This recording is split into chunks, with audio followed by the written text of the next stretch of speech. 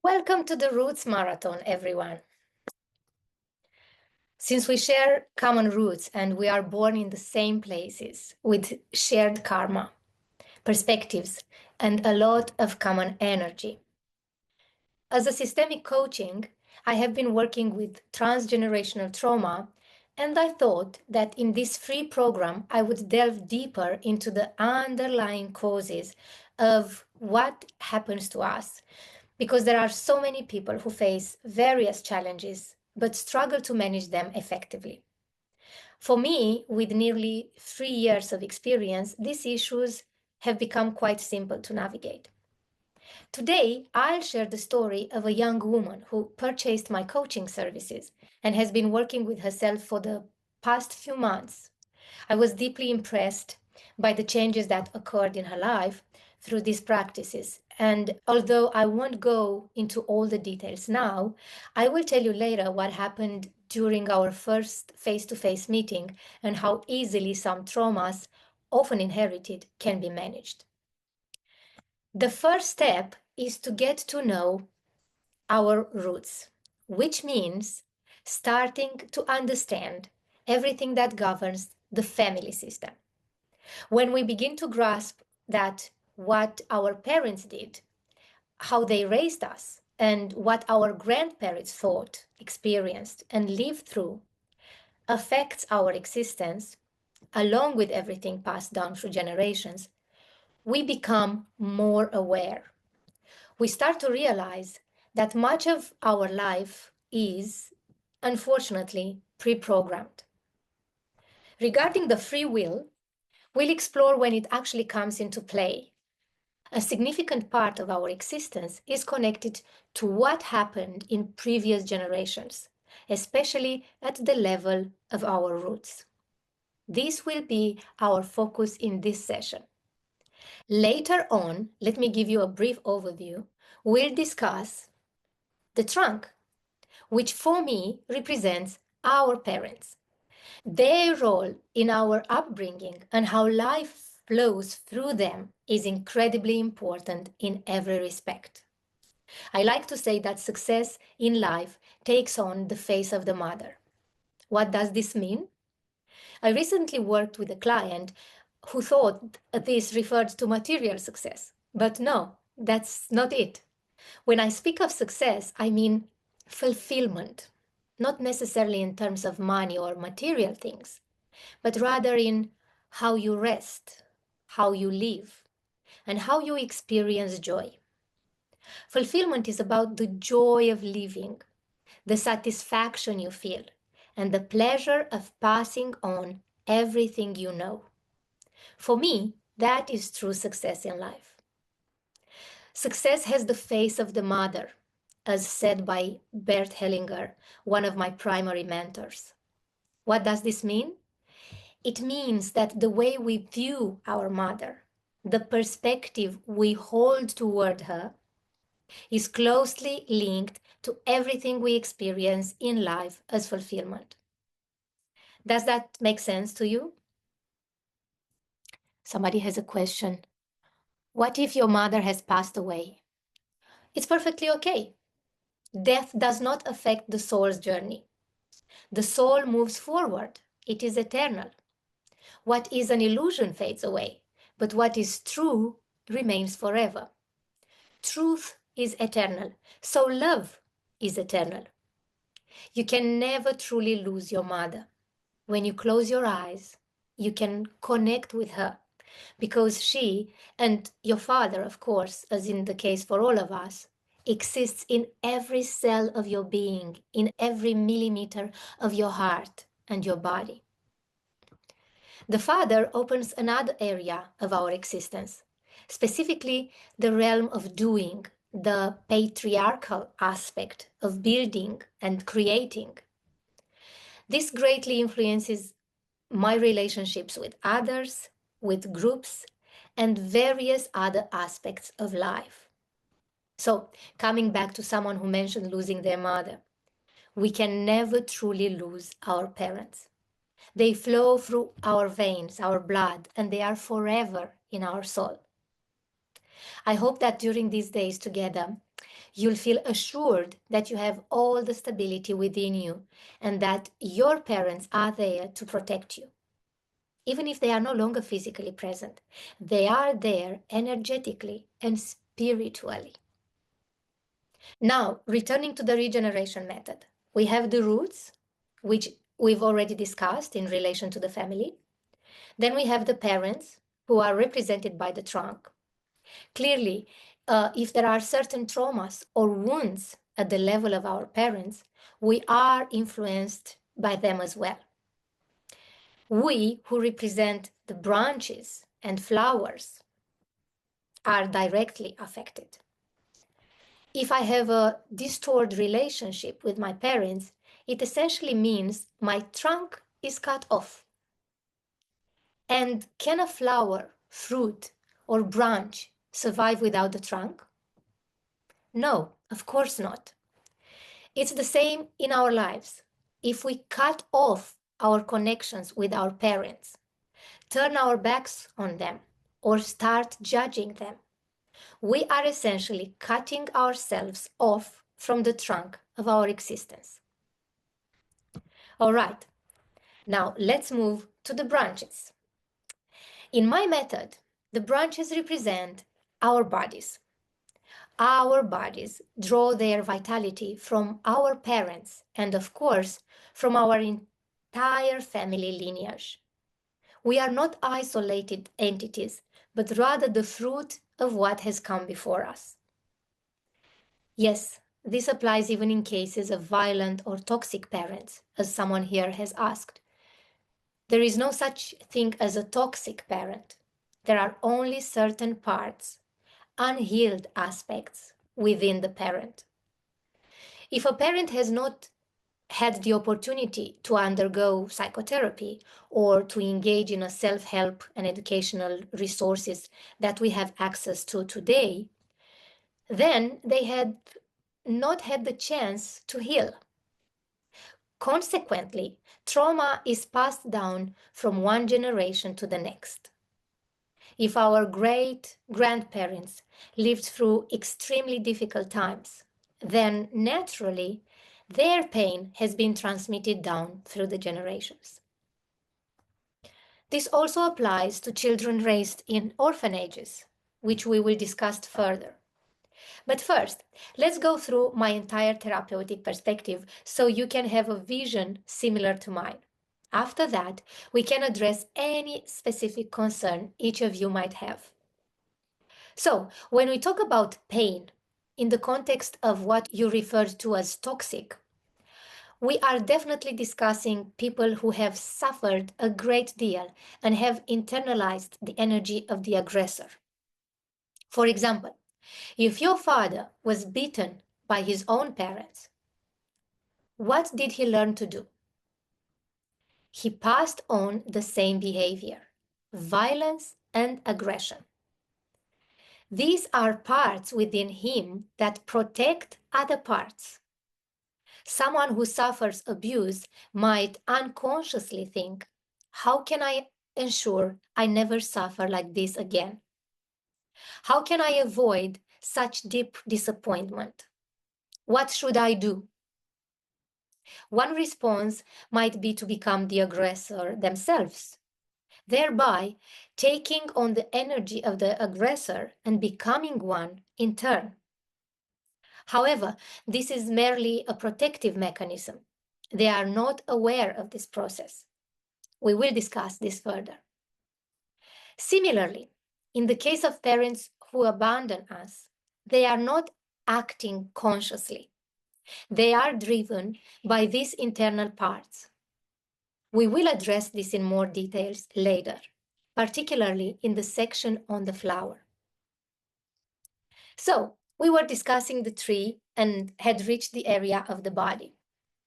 Trauma is stored in the body. Everything our mother, grandmother, and so forth experienced gets stored in our cells. Think about it. When your grandmother was pregnant with your mother, the egg that eventually became you was already forming inside your mother's body. This means that 3 generations, your grandmother, your mother, and you, were all connected at a biological level even before your birth. This is scientifically proven. So, all the pain your grandmother felt, all the disappointments, and all the emotions have flowed into your mother's cell and then into you. Epigenetics shows us that we inherit traumas, sufferings, and separations up to 7 generations. These inheritances are stored in your body. Therefore, until we begin to work deeply and introduce specific techniques and tools to help our bodies integrate traumatic aspects, our existence can become very challenging. It's crucial to address and work through our pains and traumas. Next, as I mentioned, from the branches emerges the flower that represents you entirely. Ultimately, you are the flower of your own life, a harmony of colors and facets of your personality. This is you. You are a complexity of elements, faces, and parts that manifest in different aspects of your life. One way you might interact with your parents at home, in a completely different way at work, and another day you might crave a tray of pies and wonder, who was that part of me? These are facets of your being, but they are not the whole you. You are a flower in my vision, with many beautiful and interesting aspects. However, these flowers too may have been hurt or wounded at some point, drawing pain from their roots and trunk. Someone is asking, how do I get through panic attacks and anxiety? My dear, the answer is therapeutic. You need to work on yourself both at the physical level, checking if trauma resides in your body, and using techniques like somatic experiencing with a trained therapist, and at the level of the flower. Since the flower has many facets, it's essential to integrate these facets, love those petals, and give them a place in our lives. Begin to understand yourself with all your facets. We are flowers, and we can bring a lot of light and joy into our lives and those around us. But it is very important to integrate these parts. Julie asks, how can I integrate parts that still take the driver's seat in my life? That is something you can work on in my program. You can address it. She says, the part of me that feels abandoned in relationships makes me think irrationally and catastrophize. Yes, my dear. This is worked on with exercises that I provide in my program. I am also starting a healing program. My focus is now shifting towards group work because from experience, I've seen that most people who attended my courses have healed. A 14 hours or 16 hours course where you learn practically everything you need to heal is infinitely more powerful than reading some books or passively absorbing information. It's far better than stumbling in the dark without direction, without a specialist to guide you. I believe it is crucial for the specialist to know what they are doing and to have the necessary preparation and experience. So you need to work, first of all, at the physical level, and secondly, on these petals. This is how I work, through courses and one-on-one sessions. What happens after we integrate these petals? Automatically, who you truly are begins to surface. And who are you truly? You are light. You are a sun. your inner self. Your essence is extremely high and pure, and there are no problems there. Once you reach this state of inner peace, your entire body naturally relaxes, and your whole existence truly starts to shine and blue. But of course, this happens after we go through this entire process and address all these parts. So, we reach the flower, and the inner self that you are, the divine essence, manifests. My entire vision is based on acceptance and love because my perspective is systemic. What does this mean? It means that we are all part of something larger. You are not self-sufficient. What would a flower mean if I tore it from its place and threw it on the ground? The flower dies. Exactly. So always do things systemically because you are the result of everything your ancestors were. You are part of something much, much larger. So, we were discussing flowers and how wonderful and complex you are. But if these petals bear traumatic imprints, meaning they've been burdened by various weight, these flowers are, of course, affected and cannot fully allow the self to manifest. So, what do? We start talking to these parts. You have multiple parts.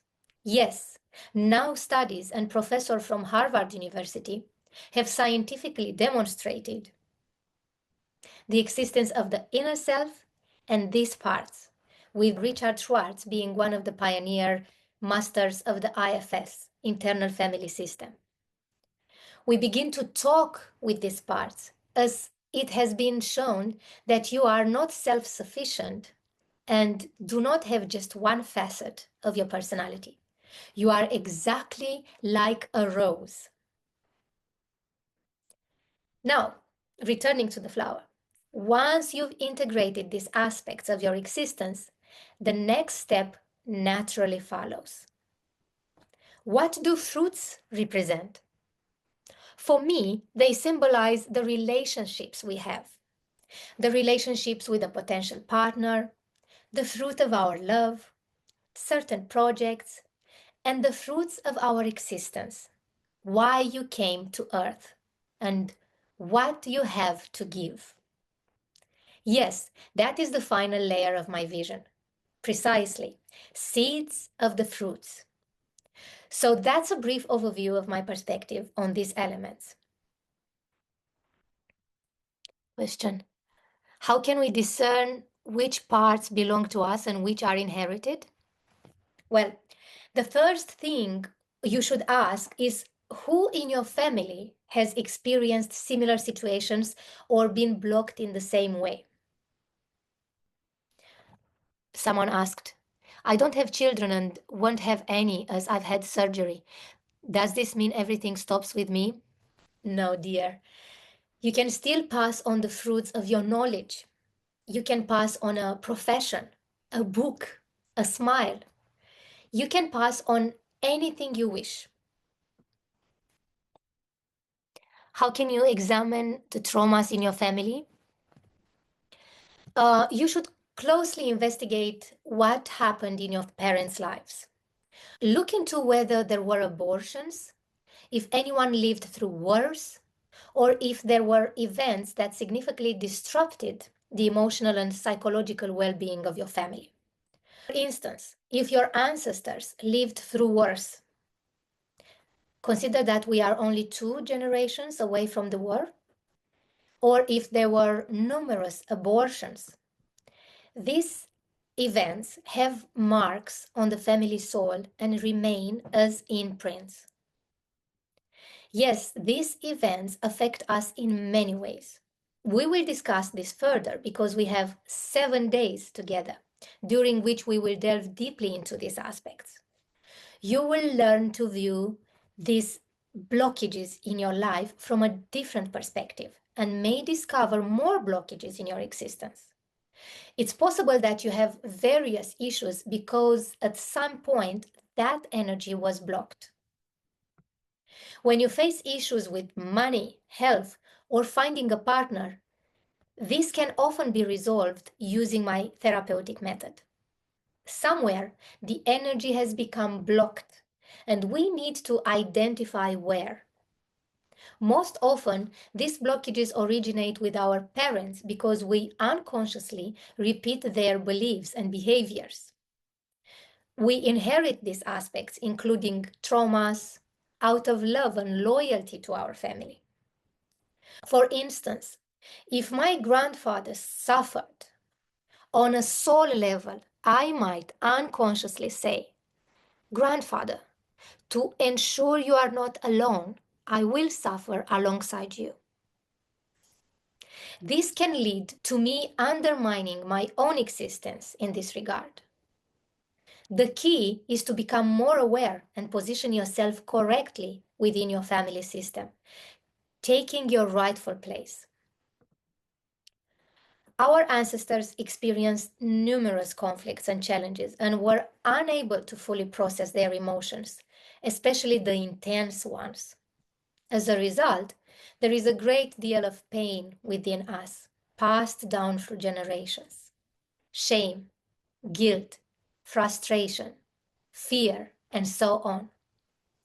They lacked the necessary tools and attempted to avoid or suppress these emotions, which is unhealthy. They passed these issues down to us, the next generations. Therefore, it is possible that you may not know your entire family history or your ancestors, yet still experience similar conflicts and issues they faced. A recent client mentioned that she developed anxiety at 28 years old. I asked her about her mother's age when she gave birth and how the birth experience was. It turned out that her mother had experienced a lot of fear and was alone for 3 days during childbirth. The client felt the same way, having moved to another country and feeling isolated, her husband being away often for work, just like her mother had. We began working on this, and it surfaced all the pain that has been passed down, which was not originally hers. So, we are not trying to change anyone or solve something. That's not the point. As we'll discover in this course, parents are greater than their children, and there are laws that govern the entire family system. We will learn about these laws and understand how to position ourselves correctly in relation to everything that has happened in our family. Over these 7 days, you will continually learn to heal, moving towards love, health, and success. A lovely comment suggests checking out my YouTube channel for exercises. Yes, I've made an effort to provide as much free content as possible so people can heal without investing huge amounts of money. Of course, there is also a paid program tailored to individual needs. Mark asks how to banish negative thoughts. The idea is not to banish them. In my perspective, it's about love and integration. Everything is interconnected.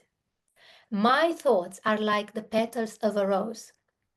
If a thought comes and says, "You are not okay," or "You'll fail," even that thought is love because it represents a part of me that wants to protect me. So let's offer love to all those aspects of our existence and to all our parts of our internal family system. We need to position ourselves correctly, recognizing that we are smaller than everything that came before us, and honor them for what they could give and how much they loved us. Even if we don't realize it, there is a great deal of love at the soul level. Once you acquire certain tools, you'll be able to help yourself. And in this way, you'll be able to assist your family and children as well. Someone asked, how can we protect our children. It's about being very responsible ourselves. You can interrupt these cycles and relieve your children of the burdens they would otherwise carry. Healing begins with love and acceptance. It is absolutely essential to honor and respect our ancestors and all the events in their lives. By respecting their destiny and how they lived their lives, we can protect ourselves and connect with the power, energy, and wisdom of our ancestors. As we release all habits and beliefs, we open the path to a completely different flow of energy that will fill us with love. It's crucial to focus on our own healing, as this will also help our children, because our children are essentially reflections of us and manifest what it is our unconsciousness.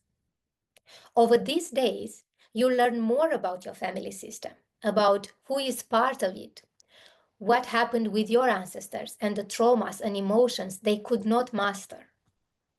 This understanding will support you in navigating and healing your family system. Why is it important to explore all of this? It is crucial because often unconsciously we are connected to these past events and emotions.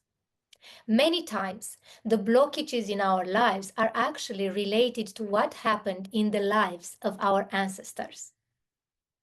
The answer to questions like, why I am not moving in the direction I want, or why am I not where I want to be, often lies in these inherited blockages. By starting to address these issues, you essentially begin your healing journey.